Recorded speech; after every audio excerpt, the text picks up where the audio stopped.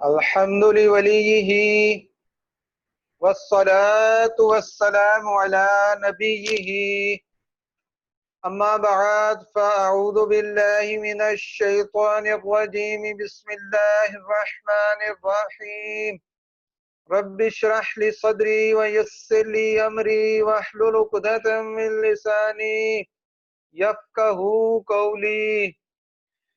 میرے نہایتی واجب الاحترام سامعین کرام، آج ہم اللہ رب العزت کی تائید، اس کی نصرت سے سورہ اعلیٰ جو ہے اس کا ترجمہ اور تفسیر کریں گے۔ سورہ اعلیٰ میں جو الفاظ استعمال ہوئے ہیں پہلے ان کو ملاحظہ فرما لیں۔ سبح، لفظ سبح جو آیا ہے یہ تسبیح کے لیے استعمال ہوتا ہے۔ سبح پاکی بولو، تسبیح بیان کرو، اور کیونکہ یہ امر کا صیغہ ہے، پاکی بولو تم، تسبیح بیان تم کرو۔ گلوریفائی، سوا ٹھیک کیا، برابر کیا اس نے، پروپورشنڈ۔ قدرہ، اندازہ پر رکھا، اس نے کسی چیز کو اندازے کے مطابق کرنا، میئرڈ، ایک خاص جو ہے طریقے سے اس چیز کو جو ہے سر انجام دینا۔ ہدا، ہدایت دی اس نے، گائیڈڈ، جب کوئی گائیڈ کرے تو کہتے ہیں یہ کیا ہے، ہدا عربی میں ہدایت استعمال ہوتا ہے۔ اخرجا، نکالا، اگایا، برنگ فورتھ۔ جعلا، کر دیا اس نے، میک سٹ، اس نے یہ کام اسی طرح کر دیا۔ نکریو، پڑھائیں گے ہم، وی ول میک ریسائٹ۔ لا تنسا، نہیں بھولے گا یا نہیں بھولو گے تم، یو ول ناٹ فارگیٹ۔ یسرو، آسان کریں گے، آسان کریں گے ہم کا میننگ کہاں سے آیا ہے؟ نون سے، نیسرو، نون، ہم آسان کریں گے۔ وی will as, we will as, ہم اس چیز کو آسان کریں گے۔ یتجنبو، یہ جم سے ہے، کنارے سے ہے، دور رہے گا وہ۔ ول اوائڈ اٹ، وہ اس سے دور رہے گا، اس سے بچے گا۔ اس کے بعد ہے توسرون، ترجیح دیتے ہو۔ یو پریفر، یعنی ایک چیز کو دوسرے چیز سے پریفر کرنا، ترجیح دینے کے لیے یہ استعمال ہوتا ہے۔ اسماء پہ آ جائیں اب تو اس میں کیا کیا آگے فعل پھر ایک دفعہ دیکھ لیں۔ نکریو، پڑھائیں گے ہم، لا تنسا، نہیں بھولو گے تم، یسرو، آسان کریں گے، یتجنبو، دور رہے گا، توسرون، ترجیح دیتے ہو۔ المرعا، مرعا کس کو کہتے ہیں؟ چارے کو، پہلے بھی آ چکا کئی دفعہ۔ مرعا جو جانوروں کا چارہ ہوتا ہے، پاسچر۔ غصہ، خشک، سٹبل، ڈرائی چیز کے لیے ہوتا ہے، خشک چیز کے لیے ہوتا ہے۔ احوا، سیاہ، ڈارک۔ اشکا، بڑا بدبخت۔ اب کا، باقی رہنے والا، اب کا باقی رہنے والا۔ انگلش میننگ دیکھتے جائیں ساتھ ساتھ۔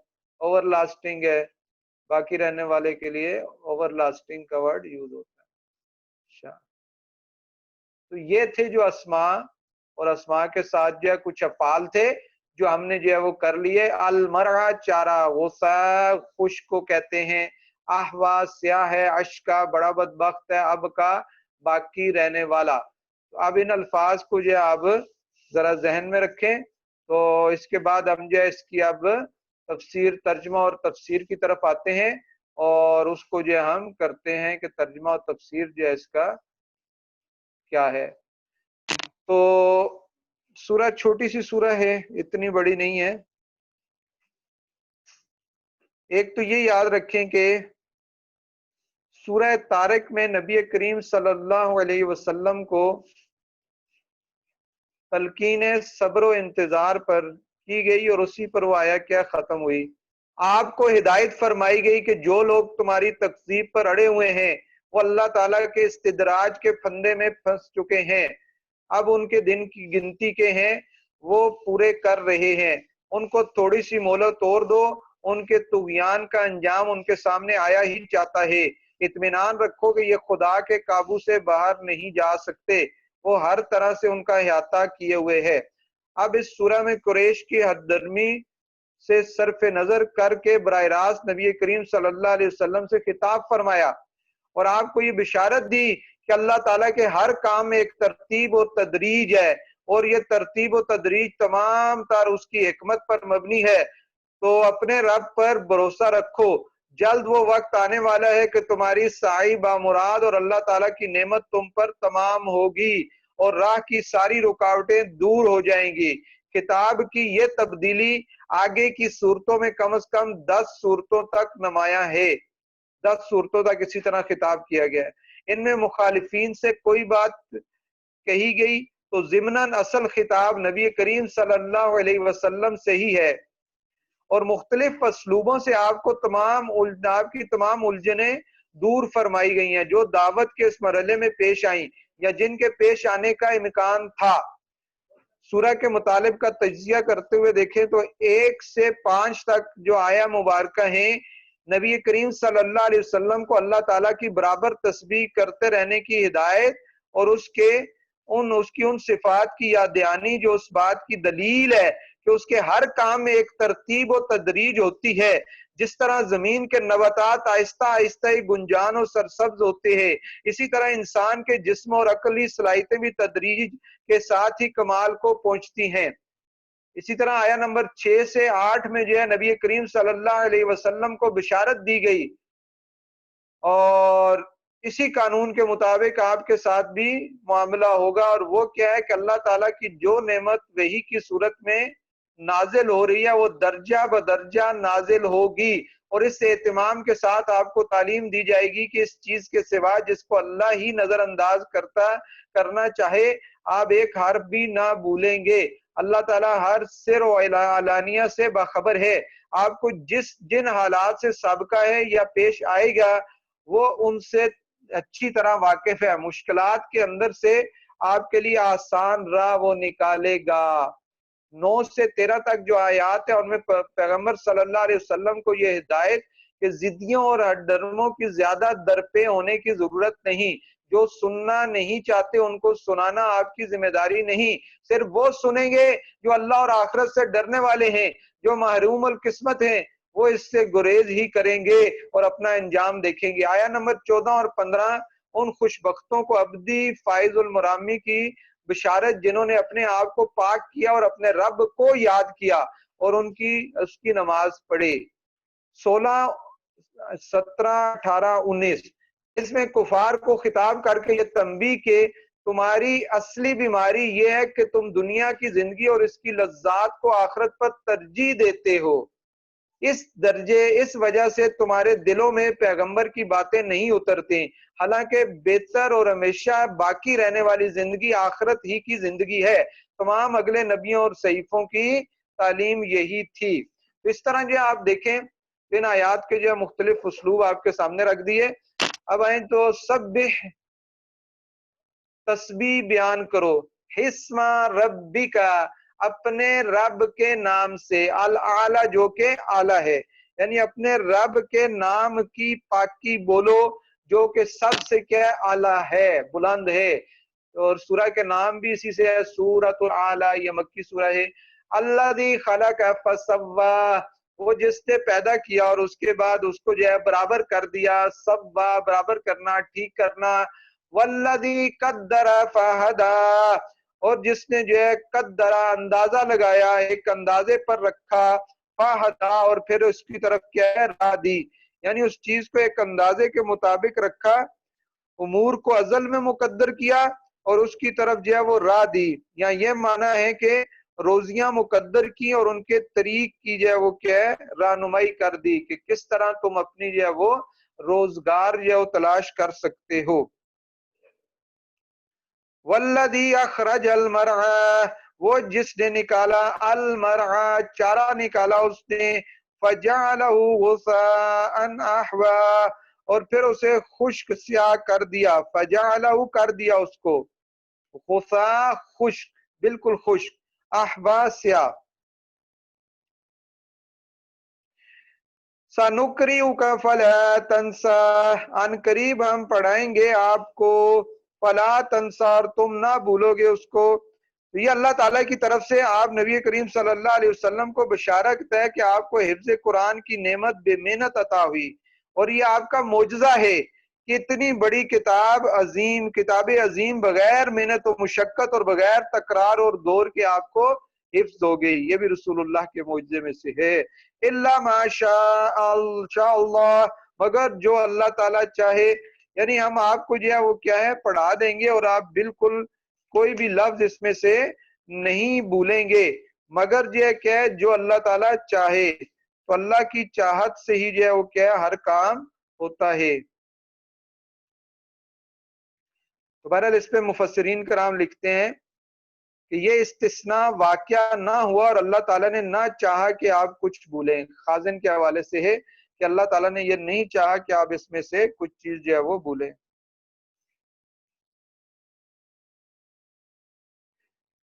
تو پھر فرمایا اس میں اِنَّهُ يَعْلَمُ الْجَهْرَ، بے شک وہ اللہ تعالیٰ جانتا ہے جہر کو، کھلی چیز کو، وَمَا يَخْفَى، اور اس چیز کو جو کیا ہے پوشیدہ ہے، کھلی چیز کو بھی جانتا ہے اور پوشیدہ کو بھی کیا ہے جانتا ہے۔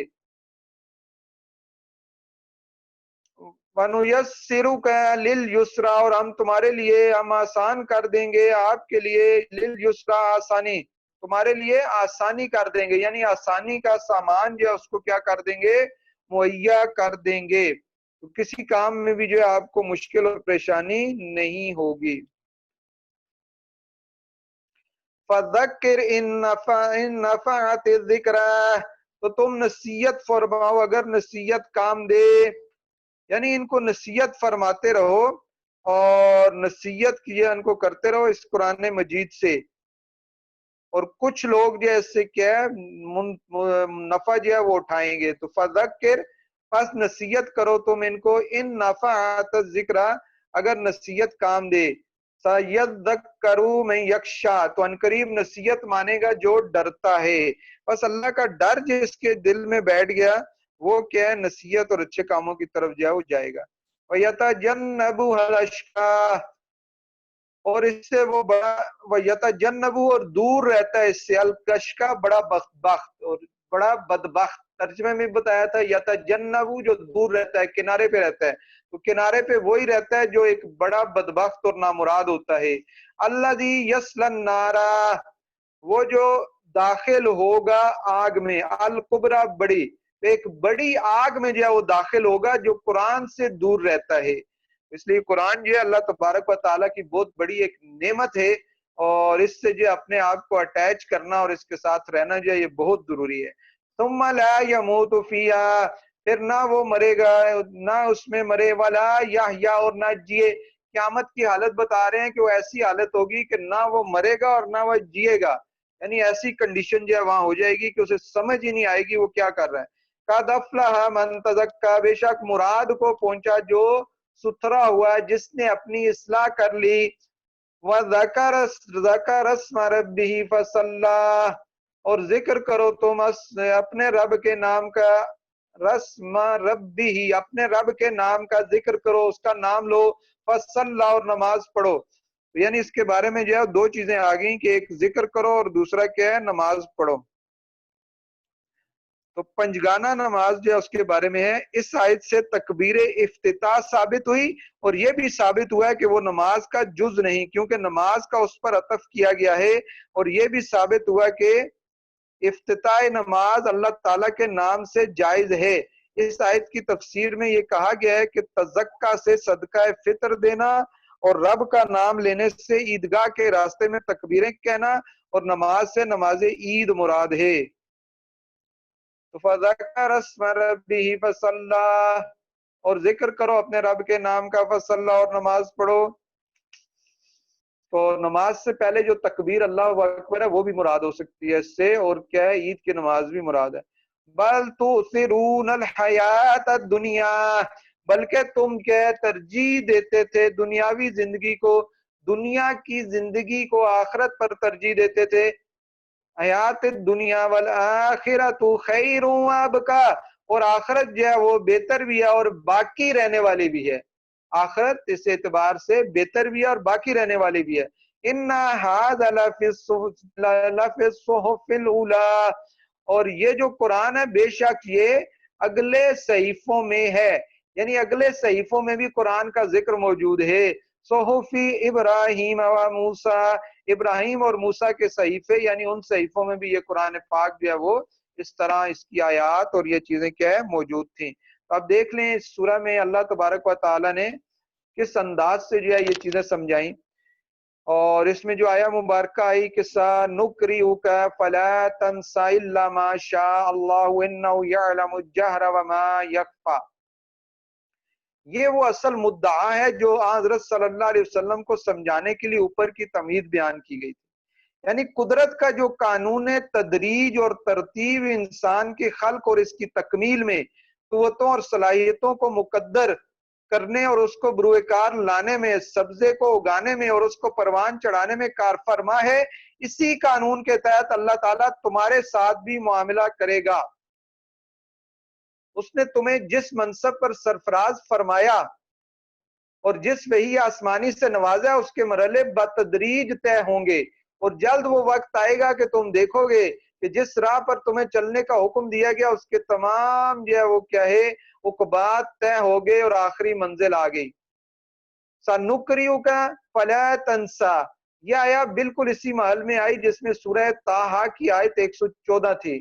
لا تجعل بالقرآن من قبل ان يقضى اليك وحيه، یا سورہ قیامہ میں آئی لا تحرک به لسانک لتعجل به، یہ بھی آئی. ہم ان آیات کے تحت جو ان آیات کے ساتھ دیکھیں تو دعوت کے اس دور میں نبی کریم صلی اللہ علیہ وسلم کو جن مخالفتوں اور مزاحمتوں سے سابقہ تھا، ان میں سے آپ کے لیے واحد سہارا وہ آسمانی کمک ہی تھی جو وحی الہی کی صورت میں آپ پر نازل ہوئی. اسی سے آپ کو قوت اور عظیمت کا زاد راہ ملتا، اسی سے آگے کے لیے رہنمائی حاصل ہوتی، اسی میں مخالفین کے اعتراضات اور مطالبات کے جواب ہوتے. ان گوناگو وجود سے آپ صلی اللہ علیہ وسلم کو ہر وقت وحی کا انتظار رہتا، اور جب وہ نازل ہوتی تو اس کے اخذ کرنے میں آپ قدرتاً اس بے قراری اور اجتراب اور عجلت کا اظہار کرتے. یعنی رسول اللہ صلی اللہ علیہ وسلم قرآن کو لینے کے لیے بے قرار ہوتے. جو ایک جو ہے وہ شخص جو ہے وہ پیاس، اگر اس کو پیاس لگی ہو تو پیاس کے وقت جو اس کا حال ہوتا ہے، فرط شوق میں آپ چاہتے کہ پوری وحی ایک ہی سانس میں آپ کے سینے میں اتر جائے. اور چونکہ یہ خالق کائنات کی ایک عظیم امانت بھی تھی جو آپ کی تحویل میں دی جا رہی تھی، اس وجہ سے آپ اس کا ہر حرف اپنے زبان مبارک میں دہراتے بھی کہ مبادا کوئی لفظ حافظے کی گرفت سے باہر رہ جائے. آپ کے اس اجتراب اور شوق اور اس عجلت و بے قراری پر اللہ تعالیٰ نے آپ کو تسلی دی کہ اس وحی کے لیے تم جلد بازی نہ کرو، اس کے اترنے کے لیے جو پروگرام ہم نے مقرر کیا اسی کے مطابق جو ہے یہ اتاری جائے گی. تو اس طرح جو ہے اللہ ماشاءاللہ، یعنی اس کلیہ سے مستثنا صرف وہ چیزیں ہیں جو وقتی اور ہنگامی نوعیت کی ہیں. ان کی مدت پوری ہو جانے کے بعد خود اللہ تعالیٰ ہی بتا دے گا کہ ان کی مدت پوری ہو گئی. یعنی جو اللہ تعالیٰ آپ کو جو ہے وہ وہی نہ کرے، نہ کرنے سے کیا مراد، جو منسوخ ہو جائیں، جن کا وقت ختم ہو جائے، وہ بھی اس سے مراد لیے جا سکتے ہیں. تو یہ اشارہ ان حکام کی طرف ہے جو وقتی اور عارضی تھے اور جو بعد میں منسوخ ہو گئے. بہرحال پھر جو ہے صحیح توکل کی تعلیم کے لیے خدا کے محیط کل علم کا جو ہے وہ آگے ذکر کیا گیا کہ انہ یعلم الجہر وما یخفی، ہر چیز کو جو ہے وہ جانتا ہے جو ظاہر ہو اور جو کیا ہے پوشیدہ ہو، اس کی نظر سے کوئی چیز جو ہے وہ باہر نہیں ہے. ہدایت اور دلالت کے باب میں سنت الہیہ جو ہے اس کو آگے بیان کیا گیا. اس طرح جو ہے جو اس سورہ میں جو اہم پہلو تھے وہ میں نے آپ کے سامنے پیش کر دیے. تو اس میں اللہ تبارک و تعالی نے جو ہے وہ ایک تو جو خاص ذکر کیا کہ سبح اسم ربک الاعلی، کہ سب کو چاہیے کہ وہ کیا اللہ کی تسبیح اور پاکی بیان کریں.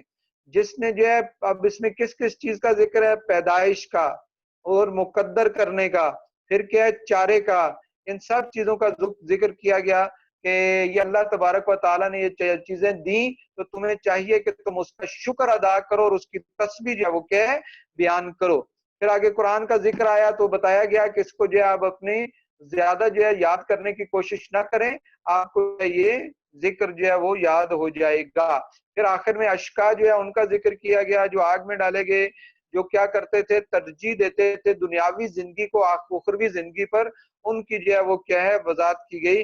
تو اللہ تبارک و تعالی سے دعا ہے کہ یہ سورہ جو ہم نے پڑھی، اس سورہ کو سمجھنے اور اس پہ عمل کرنے کی ہمیں کیا ہے توفیق عطا فرمائے، اور اس سورہ کے جو ہے وہ کیا ہے اسلوب کو جاننے اور اسلوب پہ جو ہے غور و فکر کرنے کی توفیق دے۔